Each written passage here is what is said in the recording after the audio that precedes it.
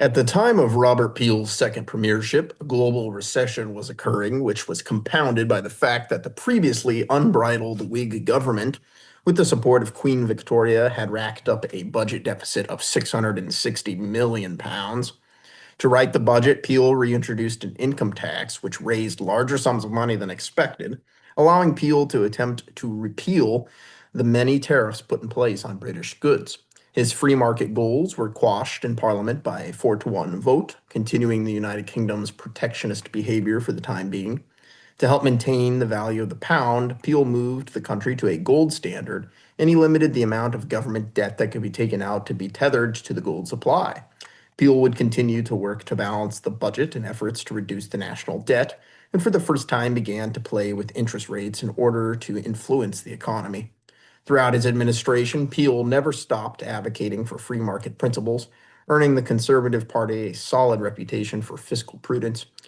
New economic policies were not the only reforms, and in addition, Peel promoted new policies, including the universal right to basic medical care, regardless of ability to pay, and a requirement that before an individual could be confined to a mental asylum, they had to have a signed doctor's note from two separate physicians in order to avoid wrongful commitment.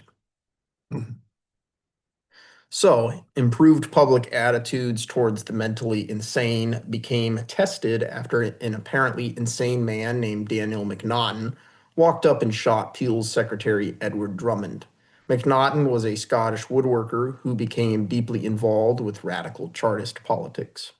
In 1843, he entered into a Chartist conspiracy to assassinate Peel, who he believed was a dangerous figure who wanted to convert the United Kingdom into a right-wing society. Macnaghten would sell his woodshop in order to begin building a cover as an insane person. He purchased a pistol and began to suspiciously stalk the grounds of Peel's residence. One afternoon in January, Macnaghten made his move and approached and shot who he thought was Peel, but in reality turned out to be Drummond. Fortunately for Drummond, the gunshot wound was not serious and a full recovery was expected. Unfortunately for Drummond, his team of doctors used frequent rudimentary blood transfusions, which ultimately led to infection and his death. The public blamed his passing more so on the poor medical care received rather than Macnaghten, who appeared mentally incapacitated by delusions of conservative spies following his every move. The result of the trial set the standard for the criminal defense of insanity, a plea that is found still in former Commonwealth nations today. Later evidence pointed to the fact that Macnaghten was actually probably not mentally insane, but instead was a left-wing radical who was trying to kill Peel for solely political reasons. At the time of Macnaghten's arrest following the shooting, he was carrying $90,000 of cash on him, which was strangely overlooked. It is now believed that he was carrying a stipend provided to him by a Chartist organization meant for the purchase of a weapon and to pay for his living expenses during his spying campaign. Continuing his efforts to institute progressive conservatism, Peel passed the Factory Act of 1844, which limited the number of working hours children could work in industrial settings. In 1846, the Great Irish Famine occurred, which necessitated bold actions on behalf of Parliament. While Peel was indifferent to the struggle of the Irish, Peel had been a principled capitalist for the past 20 years, and he decided to use the opportunity of the famine as a political battering ram to push for the repeal of the Corn Laws and other tariffs against the protectionist wishes of his party. The repealment of the tariffs was successful, but predictably, Peel was forced to resign since the political capital that was expended was too great for him to come back from. Ardent supporters of Peel within the Conservative Party would continue to advocate his principles under the so-called Peelite faction. A couple years into his retirement, Peel was thrown from the back of a horse, breaking his collarbone, which ended up killing him after 3 agonizing bedridden days. He would be followed by John Russell, a Whig, as the next prime minister. Despite having the premiership, the Whigs remained unpopular in the minority party, only gaining control due to the infighting within the Conservatives. Russell would still attempt to make the best of his situation, working hard to pass progressive legislation, including reforms to the education system. This included the introduction of a pension for teachers, a system of teachers' colleges to ensure quality instructors were being trained, and a system of public funding for schools based on their willingness to submit academic data to the government. Additionally, the Public Baths and Warehouses Act allowed municipal governments to construct public baths using central funds. The following year, in 1848, a series of popular revolutions were arising across Europe, with efforts to shake off the old monarchical system and replace it with new republics, which people became aware of following the many coalition wars against France. To ensure the longevity of the English crown, the Treason Felony Act was passed, which made it illegal to try and dethrone the monarch, a law which is still active to this day. Rapid industrialization that was taking shape, paired with the resulting urbanization, led to the outbreak of many cholera epidemics. The Public Health Act of 1848 transferred to the government the responsibility for maintaining a sewage system and clean water supply, as well as creating a centralized trash collection service.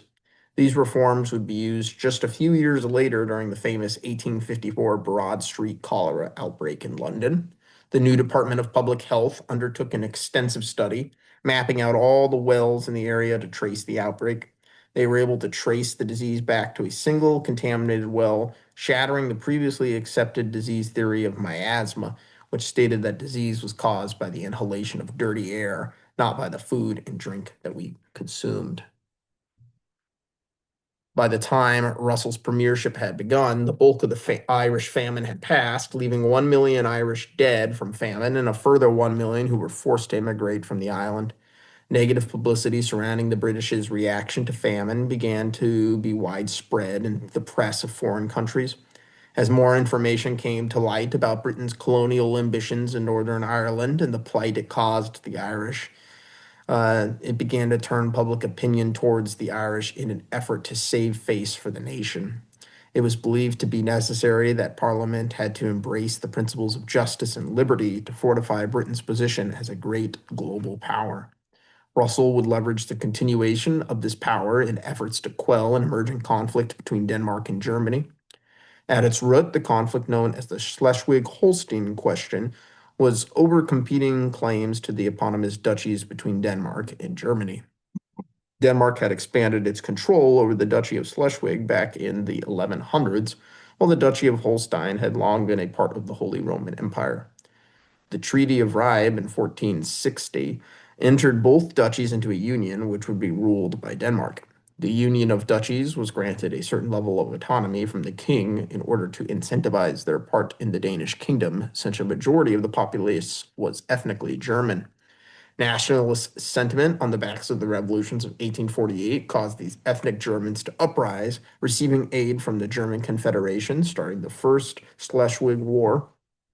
Due to Britain's and the other great powers' fear of an ascendant Prussian state, they chose to support Denmark to ensure continued Allied access to the port of Kiel in Holstein. Excuse me. By 1852, the great powers were able to bring Prussia to the negotiating table to sign the London Protocol, which essentially maintained the status quo. Around the same time, Russell's administration was hit with a scandal known as the Don Pacifico affair. Don Pacifico was a Jewish British subject born in Gibraltar who would later become Portugal, who was Britain's longest standing ally, ambassador to Greece. In addition to his duties as ambassador, Pacifico became involved with a series of side projects, including financing the construction of a new Jewish temple in Athens. Because of this and other conflicts of interest, Pacifico was relieved from his role as ambassador, but chose to continue to live in Athens. It was in 1850 that the wealthy Jewish banker James Rothschild was visiting Greece to discuss a large loan to the government. His visit coincided with Greek Orthodox Easter, and it was customary in Greece for practicing Christians to burn effigies of Judas Iscariot. The Greek government prohibited this practice for that year to make sure Rothschild was comfortable during his visit. The public was outraged and began rioting that their freedom to practice their religion was being infringed upon. Since the masses were not privy to Rothschild's visit, rumors spread that Pacifico, who was one of the better-known Jews in Athens at the time, was behind the banning. A mob of 350 angry people stormed into Pacifico's house and assaulted him and his family, stealing all his valuables. After the assault, Pacifico wrote the British State Department pleading with them to help him receive restitution. Russell was not inclined to help Pacifico, as he believed doing so would damage relations with Greece with no real gain. His Secretary of State, Henry Temple, who was a strong interventionist, went back behind his back and began efforts to start a blockade on Athens until Pacifico received compensation. Henry Temple believed pressure on Greece over the Don Pacifico affair could secure the UK concessions over other disagreements with Greece, chiefly the recognition of the United States of the Ionian Islands, a British puppet state located off the Grecian coast, which fell under their protection following the coalition wars. The British proceeded to blockade Athens for 2 months until they agreed to pay Pacifico for his troubles. However, the Greeks refused to diplomatically recognize the United States of the Ionian Islands, making the blockade largely useless. As a result of this failure and his insubordination, Russell fired Temple as Secretary of State. Temple had cultivated a network of strong allies in Parliament, and thus, following his sacking, the Russell administration was soon voted out itself and replaced with conservative Edward Stanley in 1852. Stanley decided to staff his cabinet with young and inexperienced conservative members of Parliament, much to the disdain of the Whigs and progressive Peelite faction of the Conservatives. Former Prime Minister Arthur Wellesley, now an elderly man who was hard of hearing, began to yell, "Who? Who?" repeatedly when the new ministers were announced, indicating the lack of name recognition that they possessed.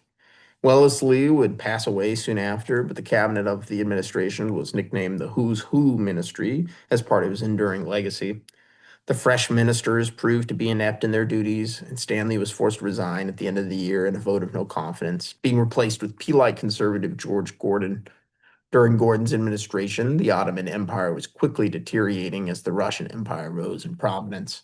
While the British were apprehensive to ally themselves with France, given that Napoleon Bonaparte's nephew, Napoleon III, recently carried out a coup and declared himself dictator, they believed that an ascendant Russia was more dangerous and were therefore willing to turn a blind eye to France's domestic issues. France aimed to bully the Ottomans into allowing them to control over the Christian holy sites in Jerusalem, something which was currently being maintained by the Russians per their treaty resulting from the Russo-Turkish War. While the Ottomans were initially receptive to the French in an effort to appease them, the Russians were angered and demanded that the Ottomans uphold their side of the treaty. The Ottomans agreed and told France that the Russians would continue to guard the holy sites. France responded by sending a large warship to the Mediterranean off the coast of Turkey, forcing the Ottomans to agree to their demands. With no other options, the Crimean War began in 1853. Early on in the conflict, the Russians conducted a large naval raid on the Ottoman port of Sinope, obliterating the entire Ottoman fleet. They then proceeded to occupy the Ottoman possessions in Hungary. To keep their ally from collapsing, the French and British declared war on Russia in 1854. The Allies landed a large amphibious invasion force on Crimea in the Black Sea, which is an island which had been under Russian control since the Russo-Turkish War. The Allies concentrated on laying siege to Crimea's largest city, Sevastopol. The Allies had first captured the small nearby port of Balaclava to be used as a supply hub. In an effort to repeal the siege, the Russians launched an attack to disrupt British supplies in the Battle of Balaclava. During this battle, British field officers mistakenly gave a light cavalry brigade the orders to attack a heavily fortified Russian artillery line, leading to massive British casualties. The charge of the Light Brigade, as the failed attack became known, blew up into a huge scandal, and a special committee was established to look into the Gordon administration's handling of the war. Although the war was not yet over, the investigation led to the resignation of George Gordon, who was then replaced with Whig Henry Temple, who was formerly John Russell's Secretary of State. At his time of his appointment, Temple was 70 years old, making him the oldest prime minister in British history. Temple, being a notorious interventionist, wanted Sweden and Prussia to join the war and attack St. Petersburg to deal a crippling blow to the Russians. But the French, who had committed more army soldiers to the war, had suffered high casualties and instead wanted to push for peace. After the fall of Sevastopol in 1856, the Allies agreed to negotiate peace with the Russians, resulting in Russia getting to retain Crimea as long as they agreed to a demilitarized Black Sea. In addition to the failure of the Light Brigade, the Crimean War would be etched forever into British memory as the conflict during which the English nurse Florence Nightingale would pioneer new surgical and hygienic procedures for nursing, establishing the modern profession as we know it today. Temple oversaw the continuation of the opiate wars against China, where the British easily defeated the far outgunned Chinese. In 1857, Temple worked to pass reforms that finally legalized married couples to allow them to be able to get divorced and made it illegal for cemeteries to exhume bodies in efforts to free up additional burial plots. In 1857, it was also the year of widespread rebellions across India, which threw the East India Company's control over the subcontinent into disarray. Working with the Queen, Temple agreed to send 30,000 British soldiers to reinforce the possession in return for having control of India being turned over to the crown. In 1858, an Italian nationalist named Felice Orsini attempted to assassinate Napoleon III in an attempt to secure the unification of Italy, which at the time had its northern provinces controlled by France. While Napoleon III was traveling through the streets of Paris in his presidential carriage, Orsini and two other accomplices hurled three improvised explosives at the carriage. The bombing ended up killing 8 people and a horse. However, Napoleon III and the other occupants of the carriage were unharmed due to the carriage being specially reinforced. Orsini was quickly captured and sentenced to death by hanging for his crimes. During his preceding trial, it was discovered that Orsini had been living and working in Birmingham, England, along with other expatriate Italian radicals. Further, it was discovered that the improvised bombs were constructed by an explosives manufacturer in Birmingham. The French were outraged by this and demanded Britain take accountability for the assassination attempt. To appease the French, Temple introduced a bill which would make it illegal for foreigners living in Britain to conspire to commit crimes in another country.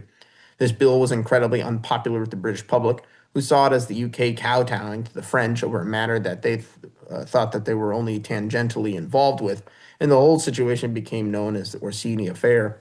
The Conservatives united to defeat the bill, and Temple was forced to resign, allowing Edward Stanley once again to become Prime Minister. The defeat of the Whigs began discussions amongst the party elite on the need to reform the party in order to stay viable in the future, something they had seen the Conservatives do successfully. Private gentlemen's clubs that lined the Pall Mall Street in London served as an incubator for the new party, and in 1859 the Whigs and other liberal factions joined together to form the Liberal Party.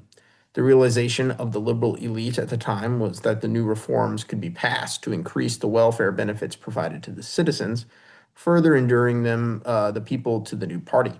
The united force of the Liberals was able to topple Edward Stanley's government within a year, and he was followed up by the return of former Prime Minister Henry Temple, now serving under the Liberal Party label.